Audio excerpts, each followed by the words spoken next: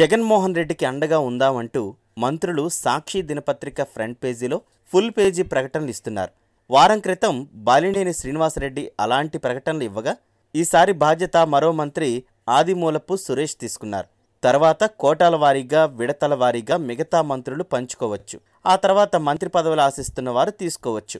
ఎలా అయినా సాక్షిలో ఫుల్ పేజీల్లో ముఖ్యమంత్రికి అండగా ఉందామనే ప్రకటనలు మాత్రం సీరియల్గా వచ్చేలా ఉన్నాయి. సరే, ఇస్తే ఇచ్చారనుకుందాం. కానీ ఆ ప్రకటనలో ముఖ్యమంత్రికి అండగా ఉందాము అనే కాన్సెప్ట్ అందరిలోనూ అనేక అనుమానాలు రేకెత్తించేలా ఉంది. ఇప్పుడు ముఖ్యమంత్రికి వచ్చిన సమస్య ఏమిటో చాలామందికి అర్థం కావడం లేదు. ఆయన బేషుగ్గా ఉన్నారు. కరోనా ఆంధ్రప్రదేశ్కు వచ్చినప్పటి నుండి ఆయన తాడేపల్లి ఇంట్లో నుండి బయటకు రావడం లేదు. ఎప్పుడో ఓసారి సమీక్ష చేసి కరోనాను అంతం చేయడానికి తుది నిర్ణయం తీసుకున్నారనే ప్రకటనలు మాత్రం మీడియాకు జారీ చేస్తుంటారు. అలాంటప్పుడు ఆయనకు అండగా ఉండాల్సినంత కష్టం ఏమొచ్చింది? మంత్రులు ఎందుకిలా వేలంవేరిగా కోట్లు ఖర్చు పెట్టి సాక్షికి మాత్రమే ప్రకటనలు ఎందుకు ఇస్తున్నారో ఎవరికీ అర్థం కావడం లేదు. ఆంధ్రప్రదేశ్కు కష్టం వచ్చింది. అసలు కష్టం ఆంధ్రప్రదేశ్ ప్రజలకు వచ్చింది. ముఖ్యమంత్రికి వ్యక్తిగతంగా రాలేదు. ఆయన అందరి కష్టాలు తీర్చాల్సిన పొజిషన్లో ఉండాలి. ముఖ్యమంత్రి ప్రజలకు అండగా ఉండాలి. అది నాయకుడి లక్షణం. కానీ ఇప్పుడు ఏపీలో జరుగుతోంది మాత్రం తేడాగా ఉంది. అందరూ కలిసి ముఖ్యమంత్రికి అండగా ఉండాలని మంత్రులు పిలుపునిస్తున్నారు. మంత్రులు ఎవరికి పిలుపునిస్తారు?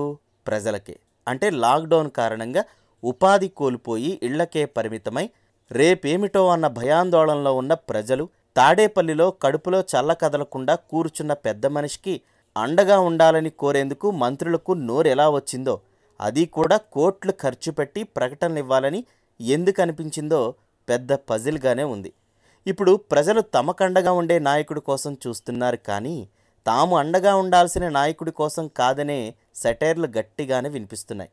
పాలకుడంటే ప్రజలకు అండగా ఉండేవాడు, తనకు అండగా ఉండాలని కోరుకునేవాడు కాదు. ప్రజలు కష్టాల్లో ఉండే, గడప దాటకుండా క్వారంటైన్లో ఉన్నట్లుగా వ్యవహరించే పాలకుడు ప్రజలు మంచి చెడ్డలను ఎలా చూడగలరు? అసలు అలాంటి ఆలోచనే లేదని, కరోనా రావడం వల్ల ఆయన కష్టంలో ఉన్నారని, ప్రజలే అండగా ఉండాలని మంత్రులు కోరుతున్నారంటే పరిస్థితి ఎంత దారుణంగా ఉందో అర్థం చేసుకోవచ్చు.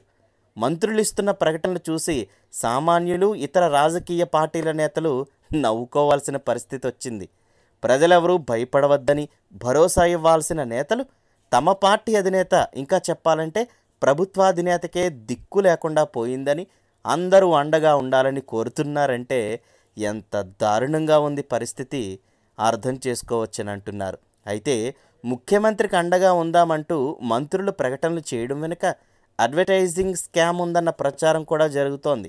ప్రస్తుతం లాక్డౌన్ కారణంగా దినపత్రికలన్నీ తీవ్రమైన కష్టాల్లో ఉన్నాయి. ప్రకటనలు రావడం లేదు, సాక్షికి కూడా రావడం లేదు. అందుకే ప్రభుత్వం తరపున ప్రజాధనం వెచ్చించి మంత్రుల హోదాలో ఇలాంటి ప్రకటనలు ఇవ్వడం వల్ల పెద్ద ఎత్తున కోట్లకు కోట్లు సాక్షికి చెల్లిస్తున్నారన్న ఆరోపణలు వెల్లువెత్తుతున్నాయి. ఈ ప్రకటనలేమీ ఐఎన్పిఆర్ ద్వారా విడుదల కావడం లేదు, మంత్రుల హోదాలోనే ఇస్తున్నారు. అంటే ఆయా మంత్రుల శాఖల నుంచి అయినా ఇవ్వాలి, లేదంటే వ్యక్తిగతంగా అయినా ఇవ్వాలి. వ్యక్తిగతంగా ఇవ్వాలంటే కోట్లు చెల్లించాలి. అంత పెద్ద మొత్తంలో బాలినేని శ్రీనివాసరెడ్డి, ఆదిమూలం సురేష్ లాంటి వాళ్ళు ఎక్కడి నుంచి తెచ్చిస్తారనేది ఆసక్తికరం.